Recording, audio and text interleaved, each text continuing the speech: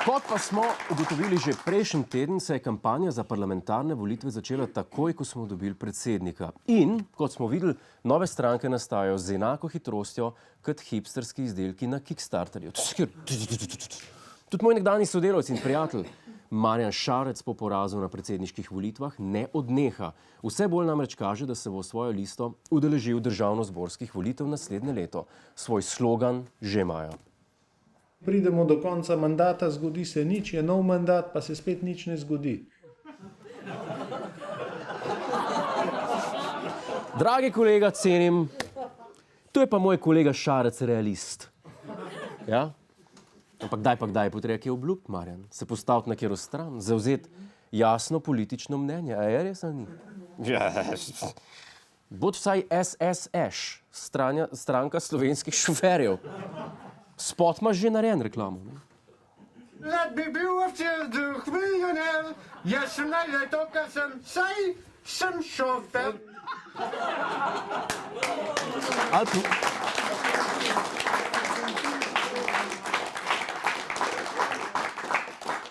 Ali pa bod stranka baba je žaba, žaba pa človek ni. Oziroma na kratko BJŽŽPČN. Če to ni videti, stranka, ki bi jo brez pomisleka obkrožil na glasovnici, pa tudi ne vem. Edina kratici bo treba malo delati. Tudi, pazi, Bojan Dobovšek je ta teden uradno ustanovil stranko Dobra država in za predsednika te stranke so ga enoglasno izvolili vsi člani. Prav neverjetno. Bojan Dobovšek in Bojan Dobovšek. Za mene osebno je ime stranke Dobra država malo ponesrečeno. Ampak je pa vsaj originalno. Nisi dal recimo imena lista Bojana Dobovška. Nasploh že od prejšnje oddaje opažam, da imajo stranke kar problem pri poimenovanju. Stranka Mira Cerarja je sred mandata postala stranka modernega centra, kar pomeni točen nič. Komod bi se preimenovali, ne vem, stranka mladih Cmer. Ali pa sam mal Cerar. Kar točno to, kar res rečem vsakeč, ki Miro kaj zine. Zdaj, lista Marjana Šarca bi mogoče sred mandata lahko postala, ne vem, lista modnih šminkerjev.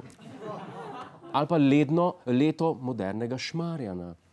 Mislim, kje so cajti, ki si lahko z imena stranke vsaj približno razbral, zakaj se zavzemajo. LDS, lista za drage suknjiče.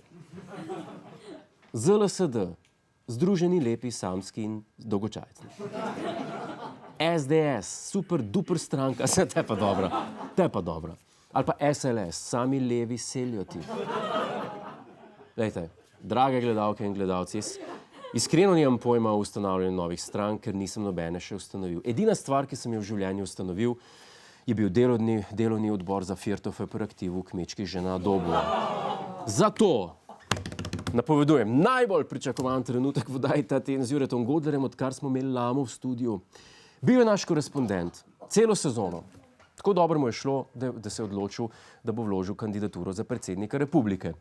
Žal ni dobil ustrezne podpore, podpisal, nanj so vsi pozabili, zaprl se v stanovanje, njegovo psihofizično stanje pa se je izrazito poslabšalo. Prekinil je vse stike in se popolnoma odmaknil.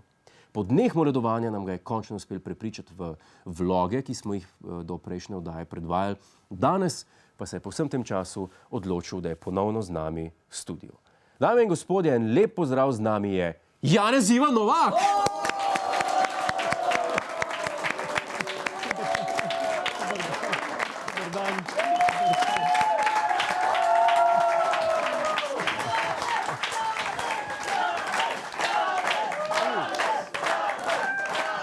Gospod Novak.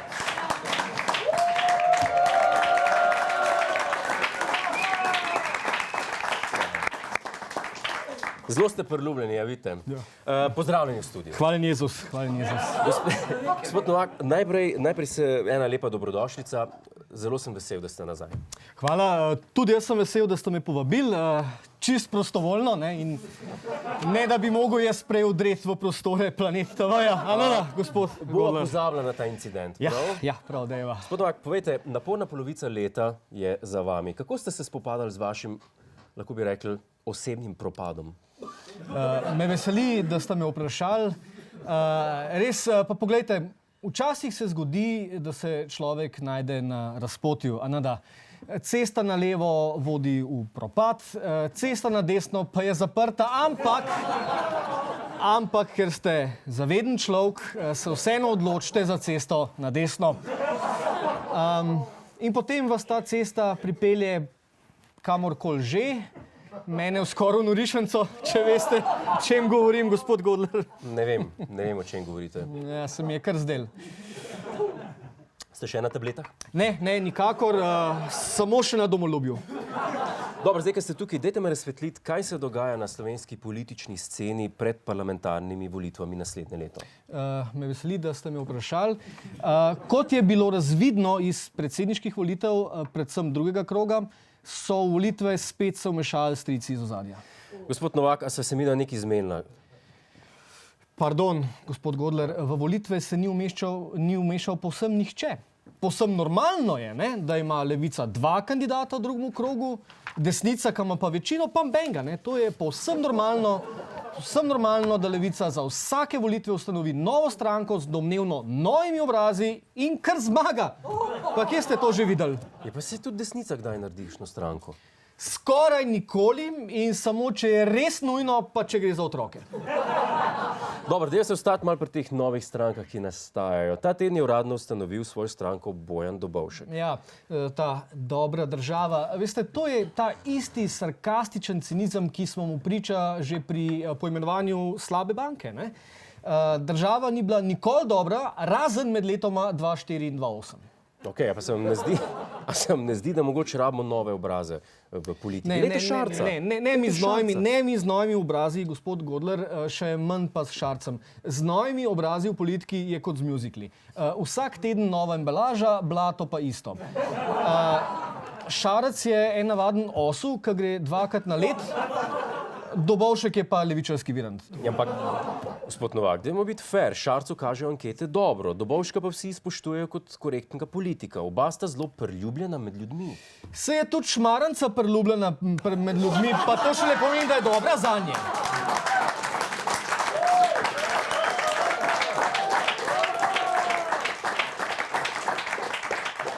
Poglejte, Slovenci potrebujejo pravega vodjo, ki jim bo povedal, kaj je dobro zanje in kaj ne. Zato na tem mestu po zgledu stare in nove komunalizirske levice tudi jaz, Janez Ivan Novak, napovedujem, da grem prihodnje leto na državnozborske volitve. A še to? A to zato? Gospod Novak, a to zato, ker ste bili na predsedniških volitvah tako uspešni? Lepo prosim, gospod Godler. Pa ste tudi vi osu, ki gre 2-krat na let. Nivo, gospod Godler, nivo. Lejte, jaz nisem človek hobijev. Nerad izdelujem nakit iz rozin pa makaronov. Jaz sem človek akcije in jasno je, da Sloveniji manjka prava desničarska alternativa. Slovenski alt-right oziroma alt-desen in prepričan sem, da sem samo jaz primeren za to opozicijo. Jaz, diplomirani Slovenec, vloger in edini glas razuma. Ampak gospod Novak, a vi hočete biti alternativa SDS. Zakaj se ne včlanite v SDS? A ste Šarca isto vprašali, zakaj se raje ne včlan v balinarsko društvo Murgle? Lepo prosim. Pojma nimam, kaj ste hoteli povedati s tem. Prej, gospod Novak, lepo, da ste spet z nami, vesel sem, da vam je šlo na boljš, kolikor vam je pač šlo. Ja, lepo je biti nazaj, vlogov bom sicer še naprej, ampak z nastopanjem v vaši oddaji bom vse samo še dodatno lahko poudaril, a ne? Hvala lepa. Hvala lepa, gospod Novak. To je naš YouTube kanal. Klikni na ta gumb in se naroči, da boš na tekočem. Polajkaj nas tudi na Facebooku in na Twitterju. Pa po pameti!